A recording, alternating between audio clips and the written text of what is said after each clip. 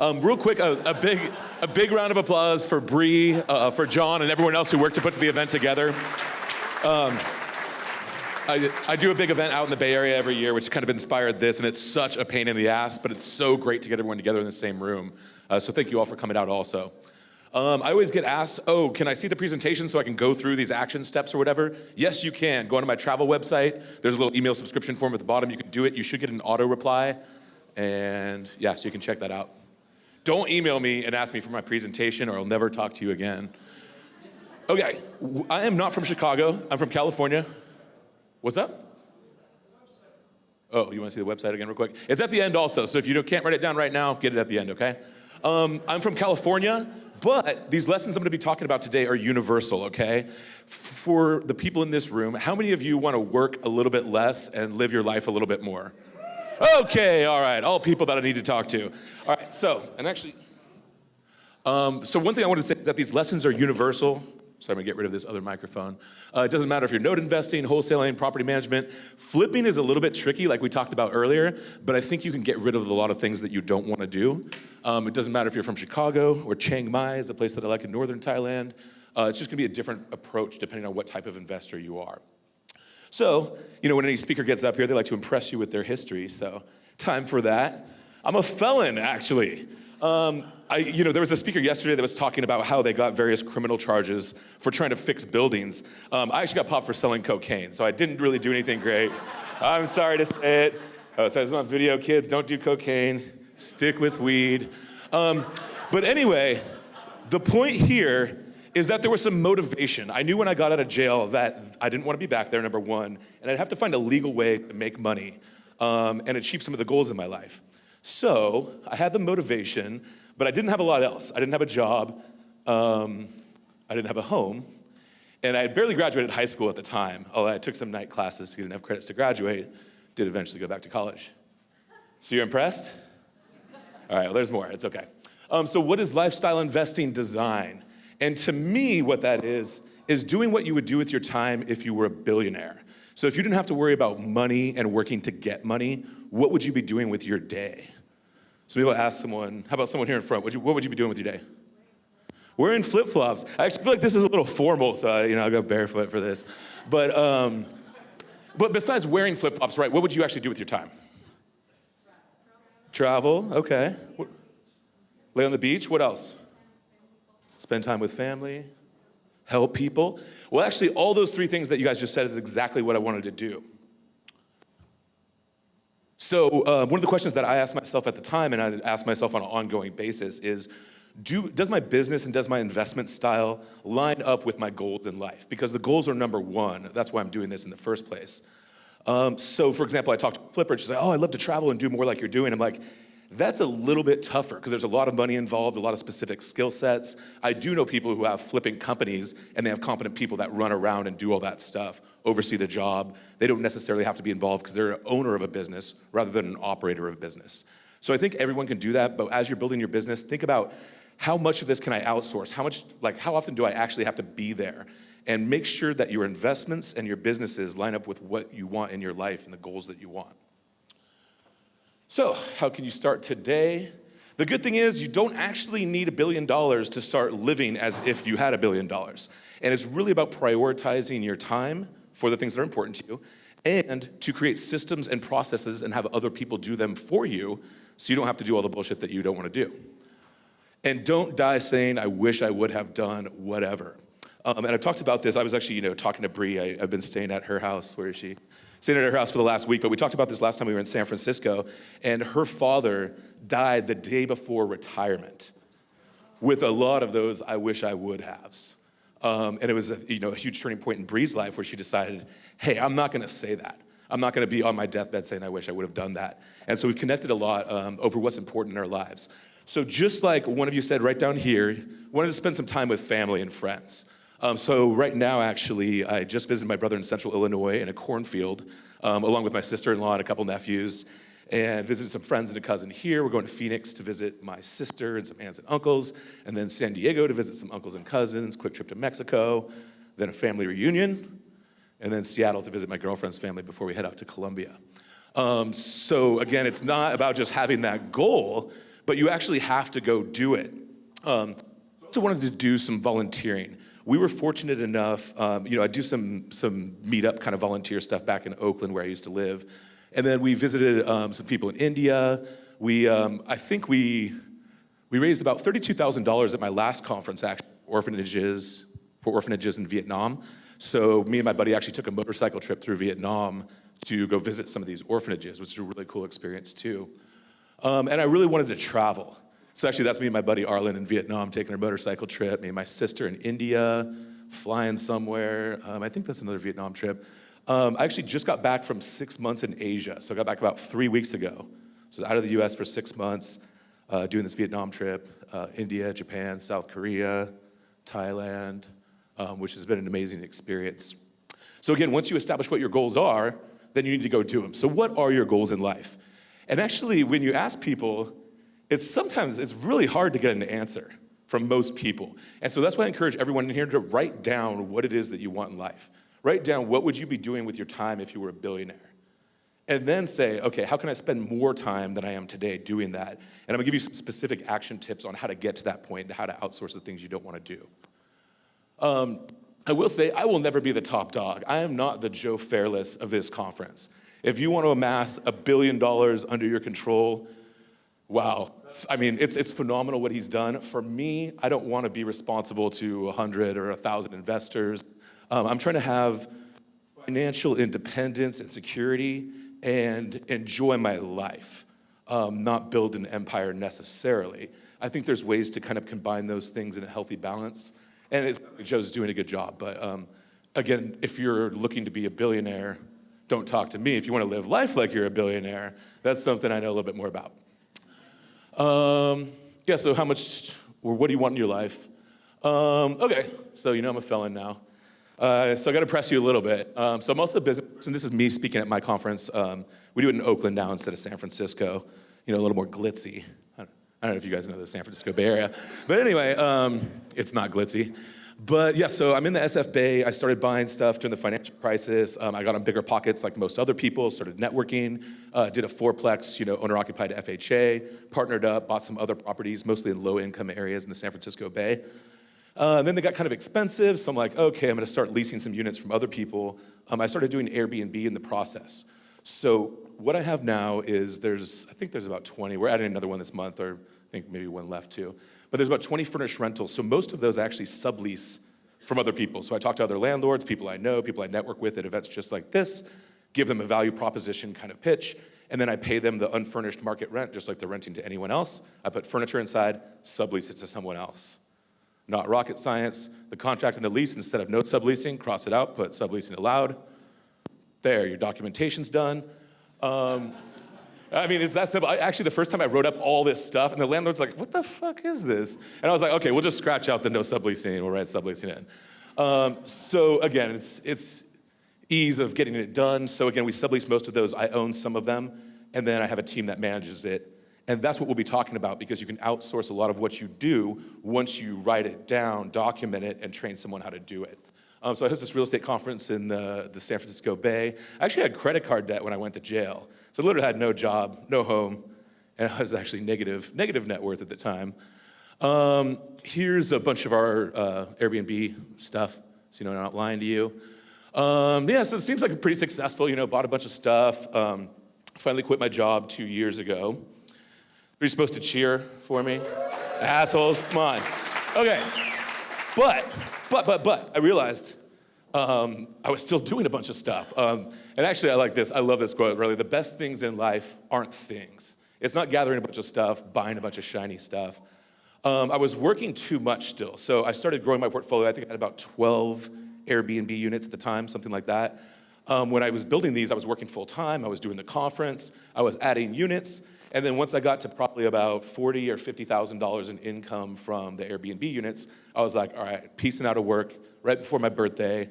And I've been traveling full time since then. But at the time, okay, so I don't know if you've had like a moment of realization in your life, like I was talking about Bree when her dad died. And there's this moment where you go, this does not work for me, or this is not what I wanted or what I signed up for. Whether that be the corporate hustle or the particular investment style that you were doing or whatever. I always had to be online. So I went camping in this beautiful place in the Grand Canyon with my sister. We're driving out there. You know, the internet's dying. I might just talk, but it'll ruin the video. The internet's going out, and I was like, oh shit, like I can't run my business if I go offline and there's no internet, no Wi-Fi probably in the bottom of the Grand Canyon. So I figured this out about an hour before I got there.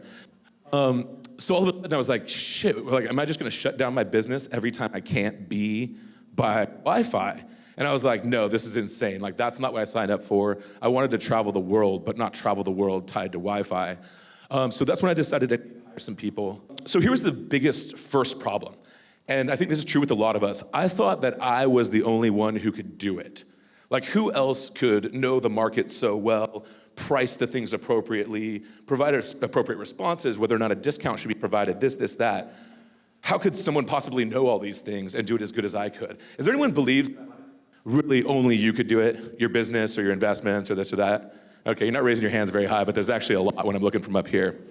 So I thought I was the only one who could do it. The problem was I couldn't grow because I didn't have any time to grow because I was so caught up with the day-to-day operations, paperwork, communications, inquiries, this, that, and the other, tenant complaints. It's like being a property manager. It's like, was it Dave or someone was saying that like, or I think it was Mark. He said a property manager is like a $20 to $25 an hour position. Is that what you want to be paid to deal with a bunch of fucking problems from your tenants? I sure as hell don't, right? So I outsource all that. So you can't grow if you don't focus your time on what's important to you. And I didn't have enough time for what I love, which was those three things are kind of the cornerstone of my life, is being able to travel, spending time with friends and family, and then volunteering and mentoring others and raising money. So is there anyone else who's had this issue where you think that you're the only one who can do it, you've been spending too much time working and you don't have enough time for what you love? Okay, so there's a few more people at least that are willing to admit that. Okay, so really all these other qualifications I put out, especially being a felon, weren't really meant to impress you because this is what really matters. To me, the qualifications that matter is that I'm achieving my goals. I definitely don't have $1 billion under assets or anything, but I'm achieving my goals in life by having financial independence and focusing my time and energy on the three things that are really important to me. So since I quit my job, I've been traveling for the last 2 years. So I actually had an apartment for a little while, then I'm like, why am I keeping this where I could be renting it for $1,500 for a room, basically, in San Francisco, and use that money to travel around the world too. So I sold or gave away some of my stuff. I have one car at one of my properties that I use sometimes, but I think I'm gonna sell it. And so everything else is in a backpack at Bree's house right now. And that's all my stuff. So I know you guys thought when you saw me, you're like, this guy's homeless. I knew it. No shoes. I still don't have a job, by the way, but I'm pretty proud of that. And so anyway, we live wherever. I mean, I have 20 apartments in the Bay, so we could block it off if we're there. Or if it's booked up, whatever, I take that revenue, we could go stay somewhere else. So we got to visit these 4 orphanages that we raised a lot of money for, take an amazing trip in the process, meet a lot of cool people. So I was in Asia from October to April. And it was kind of interesting too, someone asked me just here at the conference, is like, what was the biggest thing you realized when you were gone for 6 months? And what I realized is I could see myself maybe living a life, I don't know for how long, where we just live wherever makes sense, that the weather's nice or the food's good, or this or that, and that you can live such a higher quality of life for so much less money outside of the United States. And this is part of the hustle, is that no one really gets paid enough at a W-2 job. By the way, who here has a traditional W-2 job? Don't be ashamed, it's okay. And you're all, how many of you want to stay there? Raise your hand. Okay, all the hands went down. How many of you, raise your hand if you do not have a traditional W-2 job and you're either investing or you have a business, your own entrepreneurship? Okay, it looks like it's about half and half. But again, one of the things I realized is, especially with the W-2 grind, right? You're getting paid, you go in, you're working all day, commuting back, so you gotta move closer so you don't spend too much time away from your family. So now you gotta pay more for your house or more in rent, and then you gotta pay childcare or whatever, 30 grand a year, 20 grand a year, whatever. And it's like you're working just to have less time and then paying everyone else to do all the stuff you wanna do. Paying someone to take care of your kid, which you wanted to play with. Paying someone $30,000 to do what you wanna do with your time, so you're at work doing whatever else with your time, working for someone else's dream. So, again, this is what I focus my time on, to make sure that I spend time with my family, that I travel, and then I go volunteer, which I need to get better at also. So we went about 2,000 kilometers on motorcycles between Vietnam, and I did, from India, I rode from the Taj Mahal to this camel fair, which was really cool. And now we're back to visit the family here. So the reason I could do that, the reason I could travel the world full-time for these last couple of years, is because I hired full-time staff. So they're in the Philippines, they're virtual assistants. I was able to visit these 4 orphanages, like I say, because I have these 4 employees. And I was able to, go take this awesome 2,000-kilometer motorcycle trip, because of thousands of inquiries that come in each year, I don't answer a single one of them. That's for someone else to do, because I don't really like it. Is this? Oh, it's kind of a weird slide. So invest for your life or your life to invest. Again, I know a lot of successful people at this conference. Probably most people are much more financially successful than I am, although I'm doing okay. But I noticed a lot of people were like, man, I wish I had more time for vacation or for my family. And I'm like, you got a huge business. You're making tons of money. I'm like, how is it that you can't? And sometimes I think as we scale up, we don't think about how we can continue to outsource the things that can be done by other people and keep our time precious so that we can focus on our goals. And I think the longer that you do that and grow a larger and larger business without thinking about that, the harder and harder it is to go back and get all that stuff done. I don't want to say posthumously, but later in the process. So this got shrunk down. Ask yourself about the investment style. Is it consistent with your goals, what you want to do? How active do you have to be? I love that we had that passive investing panel. What's passive? Nothing technically. I mean, it depends, right? S&P 500 index, that's passive. It's passive because you choose not to do any analysis on it. That's the truth. It's an investment if you're going to put a significant amount of money. Like, I just don't like the PE ratio right now. The price to earnings, based on the 10-year, whatever, is not a good cyclical investment, in my opinion. I'm not an investment advisor, so don't take my advice. But the point being, nothing is completely passive, but whatever you can outsource to other people, just have a manager to make sure they're doing it right, and then you just have to check up on the manager. It's gonna make it easier for your life. And my big point here is don't let those things, your investments, your job, whatever, run your life. It's like you're letting life happen to you when you need to go actually find what goals you have and go make it happen. So, several lessons to come. These are gonna be each slide, so I'll go through them quickly. 1, you are not a unique snowflake. I am so sorry to tell you this. You're all wonderful people, I'm sure, but you're not a unique snowflake in business. Do you actually value your time? Everyone says they do, but they really don't. Only you can do it. Bottleneck at the top. Let it go. Has anyone seen that movie? Is it Frozen? I still haven't seen it, but I'd be surprised later. SOP, SOP, SOP. What is SOP? Standard operating procedures. You probably hear it 3 times. Bree said she probably heard it 100 times since I've been at her house already. I'm like, exactly. But she's got one on her fridge for when we leave. It's a perfect list of what we need to do. A mini-me. You need to create a manager. Lowest on the totem pole. Owner, not operator. This is really important. And then an action plan on what you can get started on tomorrow to start outsourcing the stuff you don't want to do in your life. And then some resources that you can check out, places to hire people, things like that. So number 1, you are not a unique snowflake. I'm so sorry, people. You can take a moment to cry. Santa Claus isn't real. You're not a unique snowflake. Get over it. So this is one thing we constantly ask, who else could do all of this, right? Only I could do it. And actually, others could do everything you're doing and more because you only have basically 16 waking hours in a day. And you don't get any more. You can't borrow more. You can't hire more unless you're hiring someone else to do it. But no one will do it the same way that I do. Who cares? So do you actually value your time? Who in here, why don't you tell me, how much is your time worth, young gentleman here, per hour? $1,000 an hour, damn, that's pretty good. Do you wash your own clothes? Do you clean your own house? Okay, does washing clothes take $1,000 an hour to wash? Okay, and actually that's just one thing, but if you look at your life, and you look at your business, and we're gonna be going through this later, I ask myself, how much time do I wanna spend on household chores? That's a big 0 for me, and it's very inexpensive to hire out and a well-established industry. And we're usually in Asia anyway, so it's super cheap. So we just have a maid come in and clean it. I don't like washing my clothes. We take it to the wash and fold, they come back nice, neatly folded, smelling good. That's perfect for me too. I don't wanna spend any time on household chores. Then you elevate it to the mundane tasks in your business and paperwork and things like that. Then you elevate it to the ideas, the way you think, and start training someone on that so they can make decisions that are similar to your own. Actually, Jay Scott had a good example. I didn't use that example, but anyway, Jay Scott's awesome. Gave me this idea about, do you really value your time and do you treat it the way you said? So for example, if you spend an hour cleaning, would you send out $1,000 from your account because you just blew $1,000, whatever, cleaning up your house? That's the example I'm trying to get at. But if cleaning is, fulfills you, which I think for Bria it does. I say, go for it and do it. Whatever makes you happy. I'm not trying to force my life on you. Just write down what your goals are and then go chase them yourself. So this is an example. And actually I said, what if you could clean clothes better than anyone else? What if you could pound nails better than anyone else? What if you can run comps better than anyone else? Does that mean you should actually spend your time doing it? Or is that something that someone can be trained to do and you can focus on more important aspects of your business that either give you more time or give you more money? Money does buy you time, really. Or you can teach a team. So it doesn't really matter to me. Everyone's like, focus on what you're best on.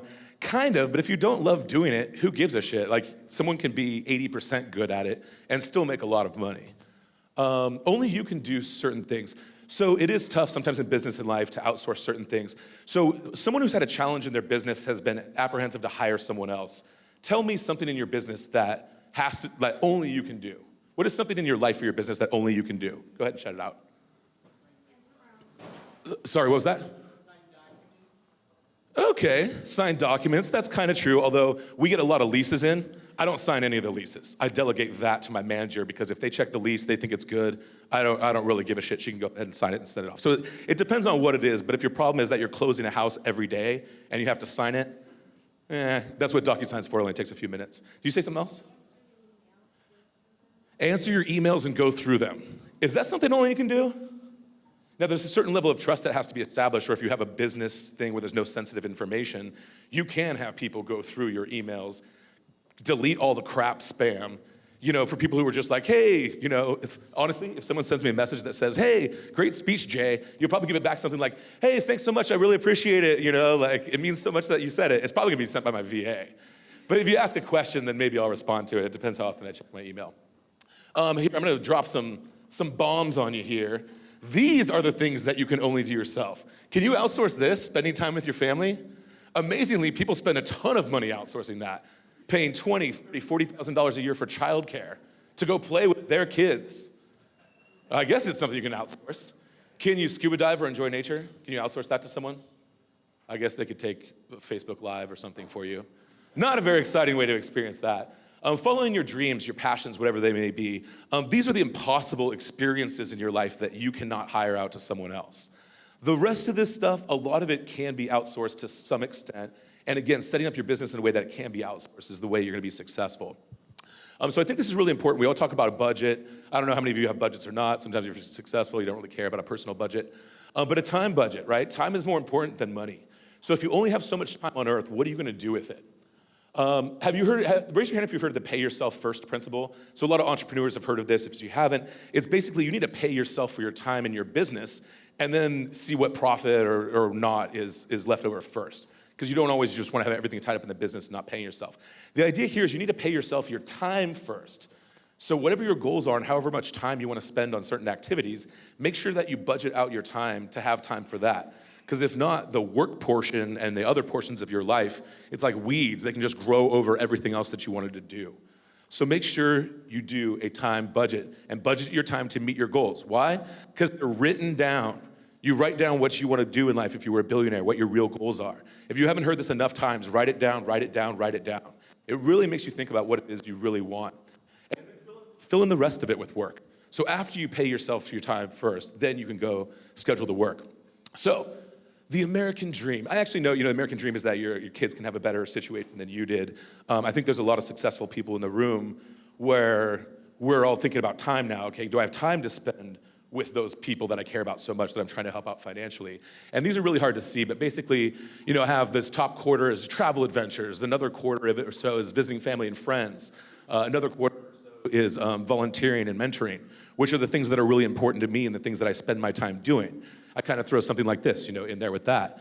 That red part is work, and there's some other crap, and what is that? Oh, yeah, so commuting paperwork, all this other crap that you have to end up doing. Commuting is really small for me. There is some paperwork that I still end up doing. I still gotta sign my tax return, this, that. Now here's the sad part. The American reality, or I like to call the American hustle, the red part's work. So this is waking hours, basically. You're sleeping for 8 hours, so you got 16 hours in a day. If you work 8 hours a day, you're basically spending half your day working already, right? And you still haven't even gotten up, got ready, because you have to put on your suit and tie, which I used to wear. Suit, tie, shiny shoes. I know it's hard to imagine. Haircut, shaving, all that shit. Most people are probably over 50% at work and commuting already before they even get started on what they want to do. And they still have to deal with paperwork, administrative stuff, household chores, the bane of my existence. And it's not just I'm gonna dump it all off on someone else, but if your time is really that valuable, why are you spending it on stuff you don't enjoy? And that's why I say, even if you're great at it, if you don't love it, is it really what you want to spend all your time on just so you can be successful financially? That's the only thing where I question. Everyone says, oh, do what you're best at, do what you're best at. I'm like, do what you love to do and hire people that can fill in the rest. And anyway, this isn't exact, but the point being, you only have 16 waking hours every day. If you're spending half of it working, you're spending time commuting, household chores, that's time away from your main goals and whatever you should be spending your time on. Time ROI, this is actually something that Jay Scott threw out also. If you guys don't know him, he's on BP a lot. It's easiest to start with repetitive tasks, so something you do either daily, monthly, weekly, whatever, because you're gonna get the best ROI on that. So you're gonna have some upfront time to write down what you do or record a video screenshot or whatever it may be, video capture, and then you're gonna write it down and you're gonna train someone how to do it. But really, what you want is that they can read the written instructions and follow the video capture so that you don't have to explain anything. So if they ask you a question about it because they don't understand, you need to revise the instructions or have them revise the instructions in the SOP on how to do that properly. So that way, next time it comes around, they should, like the new person should be able to go through the whole thing without asking any questions. That's the ideal that you want. So again, anytime a question's asked, update or have them update the SOP so that they know what to do. So what's your payoff time? And just to give you an example, if you spent 8 hours just documenting some stuff and training someone, let's say you save an hour per month, which just doesn't sound like that much, but that's 12 hours. You invested 8 hours, you're getting 12 hours back just that year, and it's gonna go on and on year after year. So that's why I say it's 150% ROI on your time, right? So the more you do this, the more you do it, you're accumulating future time that you can use to meet your goals. It's kind of like putting in the piggy bank, right? This is your investment time that you earn by putting up some upfront work of making this happen. The bottleneck is always at the top. I wish I had a beer right now, not just because I really want a beer, but I thought it would be cool. Have the beer right here. Anyway, me sipping it. The bottleneck is always at the top. So basically, you're at the top of your business, and you're the problem. You're the one, like I said, this is reverse motivational speaking. I got to break you all down, and then, I'll just leave you hanging at the end. So yeah, you're the thing preventing, right? You're the bottleneck at the top, only 16 hours per day, and you want to spend some other time doing other stuff.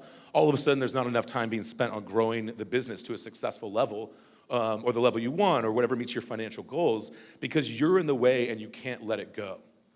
You're the least leverageable, expendable, and you can train and hire the right people to replace you. There's brilliant people all over the world, probably smarter than any of us, and you're at the top, you're the bottleneck. Keep it in mind. Letting it go. Who here besides Bree is kind of, I don't want to say control freak, I don't want to slam her on stage, but particular about how things are done? Raise your hand high. Oh my God, it's like 2/3 of you. All right, I'm sorry, I'm done, I can't help you, that's it. No, okay. All right, it is hard to let go. I think it's a natural human thing, and it goes along with that, I'm the only one who can do it, so if I let it go, it's gonna get screwed up.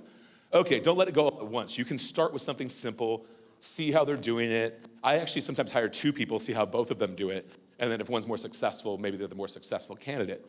No one's really great at this. Again, it's against our human emotion. What you need to do, especially if you are, I don't want to say control freak, so a control type of person, OCD, whatever it may be, you need to recognize that and recognize how it impacts, your relationships, your business, the way you do things, and the things that you basically refuse to let go to someone else. It's okay to have those things, but again, it's recognizing your own characteristics and how that may be impeding your success on your way to your goals. So recognizing that, first of all, say, okay, why don't I want to let it go? And maybe there's things where you can get around it. Again, start simple for things that aren't extremely consequential, that are repetitive, especially that decision-making. That'll help you out in the beginning. Start small, work your way up. Refine the process and have it done again. If there's asked you something, refine it so you don't get a question next time.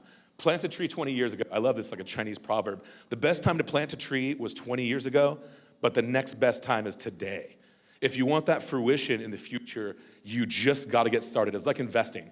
You can learn forever, and you should be diligent about your investments. But if you never actually go do anything, then I don't want to say the time is wasted because you have that knowledge you can use in the future. But where are the results? And if you don't go do something, there will be no results. You have to just go do it. Let it go. I thought my girlfriend was going to come up and sing it, but I guess that didn't work out. Okay, SOP, SOP, SOP, then SOP. This is just to reiterate over and over. I just tell my staff all the time, if there's something new, if you have a question, when you get the answer, when you finish it, whatever it is, put the instructions in the SOP. So we have probably 150 pages for my Airbnb company. It's not because we just love writing like I love talking. It's actually like, if we're setting up a unit, what do we do first? We call Comcast. Why? Because they fucking suck and they take forever. You guys have Comcast here, right? That's another thing I decided. I'm never gonna be on the phone with Comcast again. I decided, I'm like, it drives me crazy. It's definitely not worth whatever my hourly rate is. I would not pay someone $1,000 an hour to do that, right? Because I pay my VAs $4 an hour to go sit on the line with an earbud in so they can get some work done, while they're waiting for them to respond. So the very first thing on the SOP when we're getting a new unit, then it goes into, okay, you have to set up the utilities. You have to start ordering furniture. You have to, get art, get this, that. Make sure everything's set up, check this, check that. There's a big checklist, right? It goes from that to maintenance requests, inquiries. They're all in their own section, table of contents. We do everything on Google Docs and Sheets, so it's shared among everyone. It's the way your team should do things. It's their manual on the business. And it's so that you don't have to answer questions. That's really what it's all about. Every time it's something done, it should be written or updated. You don't have to do this all. I recommend starting with video captures and then move from there. You can have your VAs and your team update the SOPs as you go. Prevents reinventing the wheel. If you did something before, write it down. You can do it again in the exact same order if it was successful. If unsuccessful, go back and update. Start with procedures and then graduate to ideas and ways of thinking. That's what it says, but anyway. So basically what you want to get to is, again, start with these simple things that don't require decision making. Next, it's like your philosophy on how you approach things and how you make decisions. And then let that person, ask them, what would you do? Okay, I understand. Why? All right. Well, maybe I do it this way and here's why, or maybe, just go for it and do it that way. And maybe you can add a little bit more to the SOP. So again, this is graduating from simple stuff up to more decision level things. 80-20 rule. Progress, not perfect. I am a huge believer in this. Like, again, if you're, I don't even want to ask how many people are perfectionists in this room too. It's probably going to be sickening. But if you're OCD, if you need everything to be perfect, again, recognize that because you're going to have a tough time progressing forward and getting to wherever you need to get when you're worried about all the stupid BS. So it's the 80-20 rule. Refining that last little part is what's going to suck up all your time, so I just don't mess with it. Let it go, let it go. Action, not planning forever. You just got to go do stuff. And focus on what will achieve your goals so you can get them done. Creating a mini-me. This guy? Kind of old movie, but. Anyway, you want someone who's a manager who your employees can go to get advice, answer questions, who knows how you think, all that stuff. I forgot who I was talking to. We were speaking at the speaker dinner the other night, and he said, I just told all my employees, you cannot call me anymore.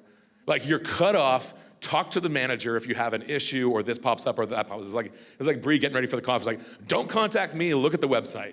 And in this case, the website is that's where everything goes, is to the manager. They don't have to look like you, no lab. They don't have to be tiny. It'll take time, but it's super crucial. And then I have a backup. So I have a manager and I have an assistant manager. The assistant manager is learning everything the manager goes. So if she goes on vacation, whatever, I got someone there. Or you can start a new business with these people who are already trained and know what you want and do. Write all this thinking and training down, management SOP for mini-me. So we have a separate SOP, that's a management SOP. So it's what are they supposed to be doing? How do we train them when they get here? What are all their different types of responsibilities and what are their goals and objectives? Lowest on the totem pole. Basically, you want to push the work down to the lowest person who can do that. So either the least experienced or the lowest pay, who can follow the SOP and do it successfully. That frees up management's time to do more strategic or impactful things. And it'll also minimize your costs. I think it's cut off in there. Yeah, it minimizes costs if you're hiring people that are at the bottom, and it'll teach them to rise up the totem pole also. And then we try to promote from the bottom. Everyone just moves up if someone leaves at the top, as long as they're all qualified. Don't fix all your weaknesses. This might be where I differ from some people. They're like, oh, if you don't do something good, you got to improve. It takes something like, whatever they say, 10,000 hours to master something. You're not gonna be that great at it anyway. I mean, I just say, hire complementary people. You've heard these people talk about partnerships. Hiring complementary people. Bree was talking about how John did all these things that were complementary to her. She had her side, it worked out successfully. She doesn't need to know and launch an event planning business just to do this event once. John already knows how to do event planning. So she was doing, other logistics. Again, they split it up between marketing, and the logistics portion. So focus on your strengths, kind of focus on what you love, really. I should change this. Plus management. You just need to manage a manager. That's the one thing you need to do. They're gonna be managing the people, have some things, like my two big things for my business. Number one, me spending the least amount of time possible. Number two is some certain financial, metrics that we wanna hit. So all my employees know that, my manager especially knows that. And as long as I can manage her to some extent and not spend too much time, then we're gonna have success. And fill in the weaknesses with your team's strength, just like I said. Owner, not operator. A lot of people ask me, they're like, oh, so you do a bunch of Airbnb stuff. And I'm like, no, my team does that, but I own the company and I collect the profits from it, which is pretty good. An owner owns a business and collects profit and loss. I know this seems like business 101, but yes, hi, what do you do? Oh, almost nothing, right? It's hard to say, yeah, it's weird explaining it, but I'm like, nah, I don't really do that. But anyway, just think about that. Again, if you want to be the operator of your business, it's a long, long treadmill. Action plan today. So again, if you go to this website, you can get the presentation, you can go through all this stuff, write it down. But write down what you want in life. Think about it today. Make a time budget. It's exactly what I talked about. Basically, the percent that you want to spend on each thing, then go budget it out over the next week or two and try to actually do it. Compare what you actually spent your time on to what your goals were and see how it worked out. Write down a video screenshot of everything you do in your biz so the video capture works out really well. Hire a VA immediately. I'll tell you where. Typically in the Philippines, we're starting out about $3 to $4 an hour. My manager's getting paid around $9 an hour. My assistant manager, who's getting paid $4 an hour, just bought land and built a house in Cebu, which is this beautiful island in the Philippines. I actually can't build something in San Francisco because it's too expensive. But on that kind of salary, she's able to provide for her family and own her own home. And follow lessons outlined in slide 16. When you come back around, you'll get it, but it's basically all the table of contents for all the slides that I showed you. There's some resources also that's got really small. Work the system, and also it's either associated with eMyth or eMyth is a different book, but that's how to get at the systems and get started on all that stuff. 4-Hour Work Week, I actually haven't read, but I read the back cover, and it so inspired me. I was like, yeah, fuck this work thing. I'm gonna do that. I can't waste my time reading every damn thing under the sun. There's some hiring resources. I really like onlinejobs.ph because it's all Filipino people. Gotcha. And so if you don't know, a lot of people have VAs. They're in the Philippines. It's basically the best English speakers for a low-cost country. So you'll find that a lot of people gravitate there. It's only for Filipinos, so that's why I go on there. Automation, there's some email parsing stuff. Zapier, you can have like a developer you hire on Upwork or something, go do some stuff for you. We're working on some of that stuff now as far as electronic automation. Should always be done there first, and then by lowest on the totem pole afterwards. Airbnb, if you're interested in that, there's the Airbnb Experts Playbook. That's what I thought I was a genius until I saw that, and he was already doing it. It's $5, Scott Shatford. He's like the king of Airbnb arbitrage. Guesty's a software. They take 3% of revenue. It's a little bit high, I think. Al Williamson's a guy that kind of pushed me into Airbnb. He's got some training. You can look him up online. If you want this presentation, you can go to jmartintravels.com. There's a little email subscription form. Put it on there. You should get an auto-respond. And I think maybe we have 1 or 2 minutes. Okay, so if you have a question about something, I'll try to answer it very quickly. Thank you all. Remember, bottleneck is always at the top, too. All right, go ahead. You can clap for me later, it's all right. Oh, hey, I'll take it, too. You're asked to clap for me again anyway at the end, so just so you know. Yeah, go ahead.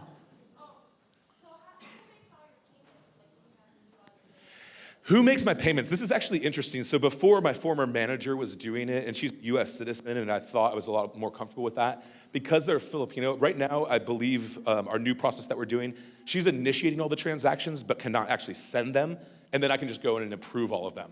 The real outsourced method is if you just hire a CPA company who's like insured, bonded, legit. It's gonna be more expensive, but you would be covered in case of a fraudulent type situation if you did something like that. Yeah, there's a lot of admin controls with most banks. So if you want to add users with certain stuff, you can do it. Another question over here? Go for it. I'll also be at the drinking thing, whatever, later drinking. So buy me a beer, you ask me some questions. My arm is kind of tired from holding the camera up to take all the pictures. Can you announce that part that you'll give the presentation away at the beginning of the... It's the same, that part, okay, yeah, okay, I'm sorry, I'll leave it on this one, so if you need the website, it's on there. Any other questions? Go ahead, just shout it out. How did you mentioned you had poor credit, you were a felon. How were you able to buy 4 flats with FHA? She's talking shit about me. She's like, poor credit, you're a felon, you're worthless. It's okay, I did the reverse motivational speaking, so I understand. How did I do it? So basically, I just started paying, I got credit cards, I kept asking for increased limits, I just paid on time. Over time, I built that credit back up, but FHA credit scores are super low. I think at the time I was low 700s and I still got it. Felony does not disqualify you from getting a government guaranteed loan unless something's changed in the last few years. So, and then you'll have to put 3.5% down, and the rents basically covered the income, so I didn't even need to make very much. So, I mean, it's really pretty low requirements, to be honest, to do FHA. Yeah. I know we're probably gonna wrap up, but I don't know, anyone else got a quick question? Okay, just a couple questions, yeah, sure. There's someone? No? Anything about virtual assistant, saving time, go for it. So she was asking about psychology, mindset, how do you keep your mindset strong? I think I'll tell you what's a motivating factor. Go sell cocaine and go to jail and sit in solitary confinement for a while. That will motivate your ass to focus on what you really want. No, like I said, don't go sell cocaine, all right? It's on video. Stick to weed. No, I'm just kidding. Yeah, but to me, I mean, it's the motivation in your life. I mean, I think some people might put up something on their mirror that inspires them every day, like maybe pictures of their family or pictures of that beautiful place you want to travel.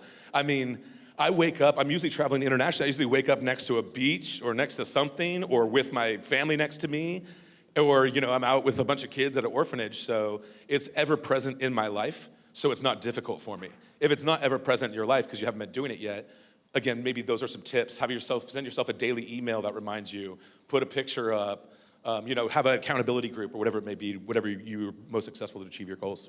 Well, you mentioned if you traveled already for 2 years, right? Yeah, it's been 2 years, yeah. What's the goal now? Really, these 3 core things I really care about. I mean, traveling, spending time with friends and family, and volunteering. I don't know if I'll travel less in the future. You know, again, if we feel like being here, we're here. You know, when the summer ends and the weather gets bad, we're going to Colombia because we wanted to check that out. I'm actually gonna be launching like a 6-bedroom co-living space, my first international one down in Medellin. So if anyone's going down to Medellin and traveling, I'm actually gonna have an extra room also, probably in August or September. Any other quick questions? The whole Yeah. inspect that you expect thing, how many touches do you have with your VAs, or how do you keep up with that? Did you say inspect before you expect, or? Inspect what you expect, just so that you're making sure that you're getting what you want out of your VAs? Yeah, so the question was about what I'm getting what I want out of my VAs. I think we should go to more, probably better measurable metrics, although it's a little bit difficult and time consuming to do that. For me, that's what the manager's responsibility is. And I judge it by mostly how they achieve the 2 business objectives, which are in our SOP and they know, which are how little time do I spend on it and what is the net profit at the end of the year. If that's good, I don't know if they're dicking around a quarter of the day or whatever, but do I really care? How much time am I gonna spend trying to capture back that $1 an hour that they're wasting a quarter of their time on? 0. I'm not gonna spend any time on that. So it's all about the objectives of the business, in my opinion. Yeah, in the back there. You make it sound really easy to outsource all this stuff. I'm wondering if you had any hiccups or lessons learned. Yeah, so the question is, you know, it sounds easy, but what's the reality of it? Lessons along the way. I would say the whole thing about, you know, like slow to hire, quick to fire kind of thing. I'm not really quick to fire, to be honest, but if you've never had a business, it's like, what do you really do before you hire someone? First of all, we create something that they can test out so they'll be ready to like test something out. But it's really what are you looking for? Like writing down a great job description that says the exact qualifications, what you require, like the non-bendable stuff, and then all your preferences, and having skill sets and personality that are going to fit the needs of your company. I'll be honest, I haven't done much about the personality side, which I think I'm gonna implement more. I know Megan's probably rolling over hearing me say that. Oh, there you are. Last time we were drinking and she was giving me the whole Myers-Briggs rundown, so it's something I think I'm gonna implement in the future. I would say just not being prepared, not having stuff for them to do, like written procedures ahead of time, and I just like explain something verbally, and then if they didn't work out, I gotta explain it verbally to the next person. So I'll pick that, SOPs right from the start, write it down, get video capture, go ahead. How do you motivate your managers if you're preaching the opposite of what you want them to do? Now he's saying I'm a hypocritical asshole because I tell, you know, I try to be the laziest investor in the world, but I'm telling my manager to work hard and make sure.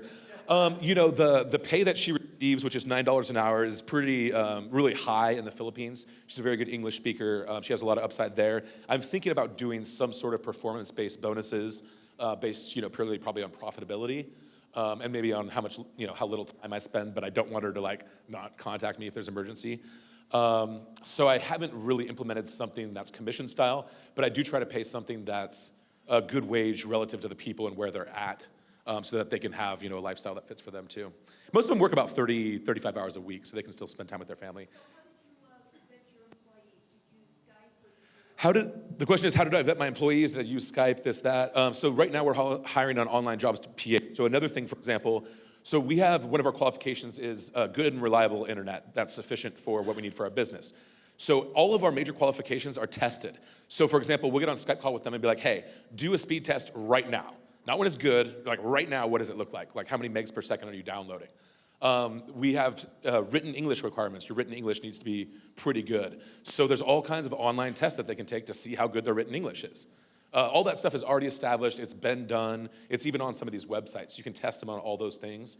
And then we talk to them. We have them type some stuff out, respond to some inquiries, like testing them, and verbal over the phone, even though we don't, or over Skype, even though we don't do that much. So how do we vet our employees? We have our requirements, and then we have specific tests, and then you can look at their ratings per test. Yeah, what's your other question? The manager, I mean, that minor stuff, I can understand that's S&P, but the manager that you just spoke about, that does everything so well for you. The manager I just spoke about used to be the assistant manager, and my last manager is transitioning out to start her own business. So she was the assistant manager, and I'm having her training assistant manager right now, so that there'll be continuity if they leave. So the answer is they've been working with me for over a year. They're familiar with SOPs, they're familiar with my expectations. I actually flew everyone out to this island in the Philippines before I came out here to do like a work retreat and kind of have some fun, have everyone get to know each other, work on some strategy and some automation and things like that. Mostly as a benefit, you don't have to do it, but I like it. This is the first time I've been doing it for years, and this is the first time actually that I've met these people in person, but I'm trying to do an annual retreat somewhere fun. And it's kind of like a benefit. I just figure if they're happy and know each other, they'll probably stay longer and be more happy at work. So to me, it's a lot about his longevity, especially when you're having trying to train a mini-me and assistant to them and all that. You really want people hanging around. So that's why I do that. Plus we go scuba diving, snorkeling or whatever and go, somewhere nice. So it's not like punishment for me. I just happen to be in the Philippines, so I threw it together. One last question and then we gotta go drink. Go ahead. How long did it take to set up my system? So I think I started on that about a year and a half ago or 2 years ago, and I think I haven't answered an inquiry in about a year. So to outsource some of it, it only took a few months, 6 months, a year. Some stuff took longer. I actually did the first part. I'd read this book after advice from one of my mentors, and I was on a 17-hour flight, I think, to Thailand. So I just sat there on my computer and just shit to do, because I watch TV. So I just started typing out all the most important stuff that I didn't want to do. And then after that, as your VAs or your team is learning how to do it and things are popping up, again, you want to push that on them. They should be updating the SOPs. And then after they update it, have someone else do it. Can they do it without asking any questions? If not, what was their question? Well, the manager can answer the question and have them update the SOP for you. So it's getting updated all the time. I just don't do it now. Again, so it is a progression, but I don't do very much now, and this is less than 2 years later, probably from when I started. So that's for me. Anyway, we got to get going. We're going to go have drinks at whatever hotel this is. I'm sure it's in the app. Don't ask Bree. So anyway, thank you all, and see you at the drinks.